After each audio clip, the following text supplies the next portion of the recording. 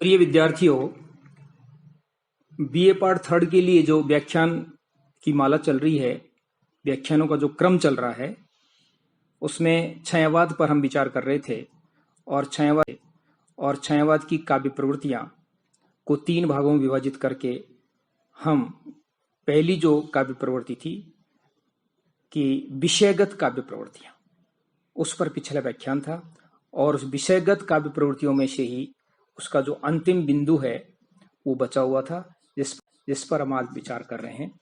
तो छायावाद की जो विषयगत प्रवृत्तियां हैं, प्रेम और सौंदर्य, प्रकट चित्रण, इसके अलावा तीसरी जो प्रमुख विशेषता है वो है उनका अलौकिक प्रेम, जिसको रहस्यवाद भी कह सकते हैं। वैसे तो रहस्यवाद अपने आप में एक अलग बड़ा विषय है और इसके बारे में आगे रखूंगा, जिसका शीर्षक होगा छायावाद और रहस्यवाद। लेकिन फिर भी इस छायावादी प्रवृत्तियों का अध्ययन करते हुए रहस्यवाद को, इनकी जो विषयगत प्रवृत्तियां हैं, उसमें आज समझना जरूरी है। तो छायावाद के जो चारों कवि हैं, उनमें कहीं न कहीं जो है वो परमात्मा के प्रति उनका जो प्रेम है, जिसको अलौकिक प्रेम कहते हैं या रहस्यवाद कह सकते हैं, वो उनकी कविताओं में देखने को मिलता है। तो सबसे पहले थोड़ा सा हम रहस्यवाद को समझने की कोशिश करेंगे कि रहस्यवाद होता क्या है। तो इसके बारे में समीक्षकों के और छायावादी कवियों के विचारों को हम पहले वर्णित करेंगे, उसके बाद निष्कर्ष रूप में समझाएंगे कि रहस्यवाद क्या होता है और उसके तत्पश्चात कि छायावादी कवियों की कविताओं में किस तरह से ये रहस्यवाद मिलता है, उसके उदाहरण प्रस्तुत करते हुए इस विषय को स्पष्ट करेंगे। सबसे पहले मैं आचार्य रामचंद्र शुक्ल का उदाहरण देना चाहूंगा, उनकी परिभाषा देना चाहूंगा कि रहस्यवाद की परिभाषा देते हुए रामचंद्र शुक्ल ने कहा है कि ज्ञान के क्षेत्र में जिसे अद्वैतवाद कहते हैं, भावना के क्षेत्र में वही रहस्यवाद कहलाता है। ये आचार्य रामचंद्र शुक्ल ने कहा कि ज्ञान के क्षेत्र में जो आत्मा परमात्मा की एक का समर्थन करते हैं, अद्वैतवाद जिसको कहते हैं, भावना के क्षेत्र में, साहित्य के क्षेत्र में जब वही विचार आते हैं तो वह रहस्यवाद कहलाता है। इसी तरह से रहस्यवाद के बारे में प्रसाद, जो कि छायावाद के प्रमुख कवि हैं, वो कहते हैं कि संकल्पनात्मक अनुभूति ही रहस्यवाद है।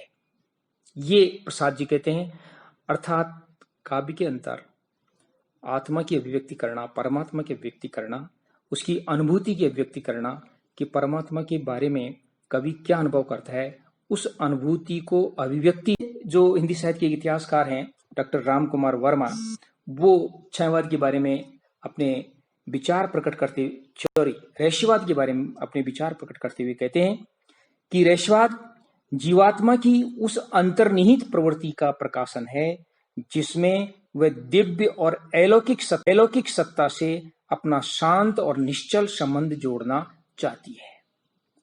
अर्थात ये जीवात्मा की उस भावना का कि किस तरह से वो परमात्मा के साथ अपना संबंध या जिज्ञासा प्रकट करती है, काव्य में जब ये प्रकट होता है, काव्य के माध्यम से जब इस प्रकार की अभिव्यक्ति की जाती है, तो डॉक्टर राम कुमार वर्मा के शब्दों में उसे हम रहस्यवाद कहते हैं। इन तीनों की परिभाषाओं के बाद सारांश रूप में हम कह सकते हैं कि दर्शन के क्षेत्र में स्थापित आत्मिकता का सिद्धांत है, जब वो काव्य में अभिव्यक्त होता है तो वो रहस्यवाद कहलाता है। यानी परमात्मा के विषय में जो जिज्ञासा, परमात्मा के विषय की जो कल्पना, यदि कवि अपनी कविता में उनको प्रकट करता है तो वो रहस्यवाद कहलाता है। छायावादी कविता में ये उनका अलौकिक प्रेम या रहस्यवाद कवियों में विशेष रूप से देखने को मिलता है। इस रहस्यवाद के कुछ बिंदु हैं, जैसे पहला बिंदु है कि अलौकिक सत्ता के प्रति जिज्ञासा, कि कवि जो है कहीं न कहीं अपनी कविता में उसके प्रति जिज्ञासा प्रकट करेगा या उसके प्रति अपने आकर्षण को व्यक्त करेगा। और प्रसाद और महादेव वर्मा ने उस अलौकिक सत्ता के प्रति अपनी जिज्ञासा को कई जगह प्रकट किया है। जैसे प्रसाद जो है वो कामायनी का जो द्वितीय सर्ग है, आशा सर्ग, उसमें मनु के माध्यम से उस परम सत्ता के प्रति अपनी जिज्ञासा को प्रकट करते हुए कहते हैं कामायनी की पंक्तियां हैं। प्रसाद जी कहते हैं कि हे अनंत रमणीय कौन तुम, हे अनंत रमणीय कौन तुम, ये में कैसे कह सकता है, कैसे हो क्या हो इसका तो भार विचारन सह सकता। हे, दोबारा बोल रहा हूं, हे अनंत रमणीय कौन तुम, ये में कैसे कह सकता, कैसे हो क्या हो इसका तो भार विचारन सह सकता। इनका पंक्तियों में स्पष्ट रूप से उस परम सत्ता के प्रति जिज्ञासा, उसको समझने की जो अपनी असमर्थता है, उसको कभी व्यक्त कर रहे हैं। फिर आगे वो कहते हैं उसी कामायनी के आशा सर्ग में कि हे विराट, हे विश्वदेव, तुम कुछ हो ऐसा होता भान, मद्र गंभीर कर रहा सागर गान। प्रलय के दृश्य को या प्रलय को देखने के बाद मनु के विचार उठते हैं, उसमें परमात्मा के प्रति अपने जिज्ञासा भाव को व्यक्त करते हुए प्रसाद ये कहते हैं कि हे विराट, हे विश्वदेव, तुम जरूर कुछ न कुछ हो। ये जो समुद्र की जो गंभीर आवाज आ रही है उससे प्रकट हो रहा है कि कहीं कहीं तुम हो और तुम्हारी सत्ता जो है वो संसार में है। तो छायावादी कवियों में उस अलौकिक सत्ता के प्रति, उस परमात्मा के प्रति जिज्ञासा का भाव जो है उनकी कविताओं में देखने को मिलता है। इसी तरह से महादेवी जो है, जब वो प्रकृति चित्रण करती है या इस तरह की कविताएं लिखती है, तो प्रकृति का वर्णन करते करते उनका जो मंतव्य है, उनका जो इशारा है, उस अज्ञात सत्ता के प्रति चला जाता है और उसके प्रति वो जिज्ञासा का भाव, के प्रति वो आकर्षण का भाव अपनी कविताओं में व्यक्त करती हैं, जो कि रहस्यवाद को स्पष्ट करता है। उनके कुछ काव्य पंक्तियां हैं महादेव वर्मा की कि शून्य नभ में उमड़ जब दुख भारसी, नए स्तंभ में सघन छा जाती घटा। शून्य नभ में नए स्तंभ में सघन छा जाती घटा, और बिखर जाती जुगनुओं की पंक्ति भी जब सुनहले आंसुओं के हारसी। तब चमक जो लोचनों को मूंदता, तड़ित की मुस्कान में वह कौन है।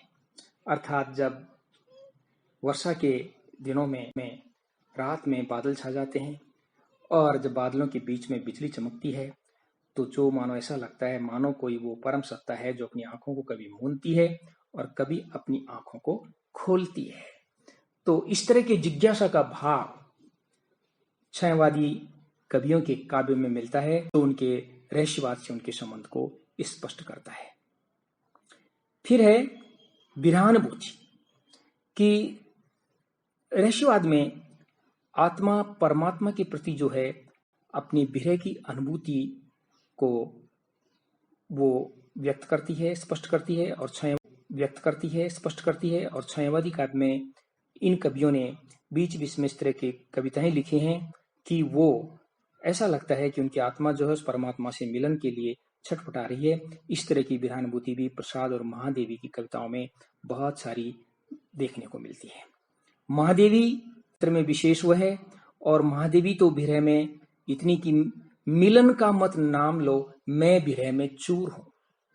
वो उस परम सत्ता के प्रति अपने विरह को ही बरकरार रखना चाहती है, क्योंकि विरह में, उस परमात्मा के विरह में जो तड़फन है, जो प्रेम है, इसीलिए महादेवी आगे कहती है, और उसका तो ये काव्य पंक्तियां ये व्यंजित करती हैं कि महादेवी को तो विरह और मिलन का अंतर भी ज्ञात नहीं है। इसीलिए वो कहती हैं, महादेवी की पंक्तियां हैं कि विरह का युग आज दिखा, मिलने के लघु पल सरीका। विरह का युग आज दिखा, मिलन के लघु पल सरीका। दुख सुख में कौन तीखा, मैंने जानी और न सीखा। ये महादेवी की पंक्तियां हैं। तो छायावादी काव्य के चारों कवियों के काव्य के अध्ययन के बाद ये स्पष्ट रूप से आता है कि यद्यपि वे प्रेम, सौंदर्य और प्रकृति के उपासक थे, लेकिन उनकी कविताओं में प्रकृति का वर्णन करते करते वो परम सत्ता की ओर इशारा करते हैं और परम सत्ता के प्रति अपनी जिज्ञासा प्रकट करते हैं, और महादेवी का संपूर्ण अपनी जिज्ञासा प्रकट करते हैं। और महादेवी का संपूर्ण काव्य तो ऐसा लगता है मानो परम सत्ता के भिरे में गाया गया कोई गान हो। इसी कारण इस रहस्यवादी पुट के कारण ही महादेवी वर्मा को आधुनिक युग की मीरा कहा जाता है। तो सारांश रूप में हम कह सकते हैं कि छायावादी जो काव्य प्रवृत्तियां हैं, विषयगत काव्य प्रवृत्तियां हैं, जिनका मैंने 3 बिंदुओं के अंतर्गत वर्णन किया है, जिसमें पहली तो थी कि सौंदर्य और प्रेम की व्यंजना, दूसरा था अबू सौंदर्य, दूसरा था व्यंजना, और तीसरा ये रहस्यवाद या अलौकिक सत्ता के प्रति अपनी जिज्ञासा या अलौकिक सत्ता का वर्णन। ये 3 विषय जो हैं ये छायावादी कविता के जो हैं वो विषयगत प्रवृत्तियां हैं। इसके अतिरिक्त एक अन्य विषयगत प्रवृत्ति छायावादी कवियों की कल्पनाशीलता है कि छायावाद जो है वो कल्पना को आधार बना करके लिखा गया काव्य। खासकर पंत ने प्रकृति का बहुत ही अच्छा काल्पनिक वर्णन किया और इन्होंने प्रेम और सौंदर्य के में भी इस कल्पना को पुट दिया है।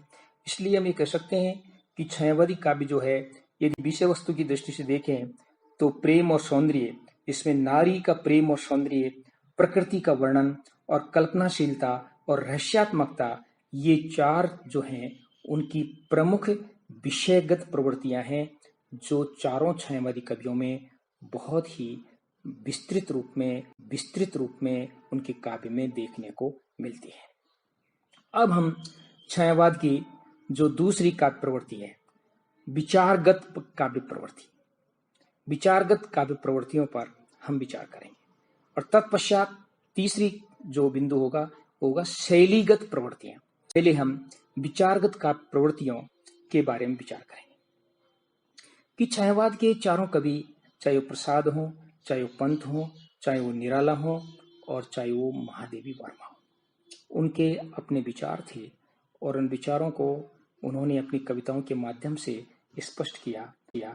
तो उसके उन विचारों को हम इस रूप में ले सकते हैं। सबसे पहला है कि दर्शन के क्षेत्र में छायावादी कवि अद्वैतवाद को मानते हैं। वो अद्वैतवाद जो भी रहस्यवाद के उल्लेख में भी आया था, आत्मा और परमात्मा दोनों एक हैं, दोनों की एकता का वर्णन छायावादी कवियों ने अपनी कविताओं में जगह जगह किया है। तो दर्शन के क्षेत्र में छायावाद अद्वैतवाद का समर्थक है। ये उनकी पहली विचारगत प्रवृत्ति है। निराला कहते हैं कि तुम तुंग हिमालय श्रृंग और मैं चंचल सुरसर सरिता, तुम विमल श्वास और मैं कांत कामिनी कविता। किस तरह से हिमालय और उसका नदी का जो है वो अद्वैत इसमें वर्णित किया गया है। इसी तरह से कामायनी की जो शुरुआत है, कामायनी की शुरुआत में ही जो दूसरा छंद है वो प्रसाद जी के अद्वैतवाद सिद्धांत की ओर स्पष्ट करता है कि पहली पंक्ति तो हिमगिरी के उत्तंग शिखर पर बैठ शिला की शीतल छा, एक पुरुष भीगे नैनों से देख रहा था प्रलय प्रभा। ये तो उस घटना का एक वर्णन है। लेकिन दूसरा छंद जो है कि नीचे जल था ऊपर हिम था, एक तरल था एक सघन, एक तत्व की ही प्रधानता कहो उसे जड़िया चेतन। कि पानी और बर्फ दोनों में एक ही तत्व प्रधान था, चाहे उसे जड़ कहो चाहे उसे चेतन कहो, बर्फ जड़ के रूप में, पानी चेतन के रूप में। उसी तरह आत्मा और परमात्मा दोनों एक ही तत्व है, चाहे उसे आत्मा कहो चाहे उसे परमात्मा कहो। तो हम ये कह सकते हैं कि छायावादी कवि जो हैं वो अद्वैतवाद के समर्थक हैं। इसके बाद उनकी जो विचारगत प्रवृत्तियां हैं उसमें दूसरी प्रवृत्ति है व्यापक मानवतावाद। छायावाद जाति धर्म उनसे ऊपर उठकर लिखा गया काव्य है। वो मनुष्य के ऊपर किसी भी प्रकार के बंधन को, यहाँ तक कि नीति और आदर्श के बंधन को भी वो स्वीकार नहीं करते, जो दिव्य द्वीप का एक बहुत बड़ा बंधन था। और ये पूरी तरह से जो मानव प्रेम की सीमाएं हैं वो राष्ट्रीय से अंतर्राष्ट्रीय स्तर तक इनकी जाती है। इसलिए व्यापक मानववाद जो है इनकी एक प्रमुख विशेषता है। इसी कारण तो कामायनी में प्रसाद जो हैं वो श्रद्धा के माध्यम से मनु को कहलवाते हैं कि अपने सुख को विस्तृत कर लो, सबको सुखी बनाओ। औरों को हंसते देखो मनु, हंसो और सुख पाओ। औरों को हंसते देखो मनु, हंसो और सुख पाओ। अपने सुख को विस्तृत कर लो, सबको सुखी बनाओ। कितनी बड़ी बात, कितना बड़ा संदेश प्रसाद जी ने श्रद्धा के माध्यम से मनु को जो दिया है, वो व्यापक मानववाद को व्यक्त करता है। ये व्यापक मानववाद प्रसाद के साथ निराला की कविताओं में, पंत जी की कविताओं में और महादेवी की कविताओं में देखने को मिलता है। इसलिए हम कह सकते हैं कि तो अद्वैतवाद के बाद में व्यापक मानवतावाद जो है उनकी एक प्रमुख काव्य प्रवृत्ति है। अब शेष छायावाद की जो काव्य प्रवृत्तियां हैं और उनकी जो उपलब्धियां हैं, वो हम अगले व्याख्यान में उनको देखेंगे, अगले व्याख्यान में उनका वर्णन करेंगे। आज का व्याख्यान जो है यही समाप्त होता है और अगले व्याख्यान में छायावाद जो है वो पूर्ण हो जाएगा। इसके लिए आपको धन्यवाद।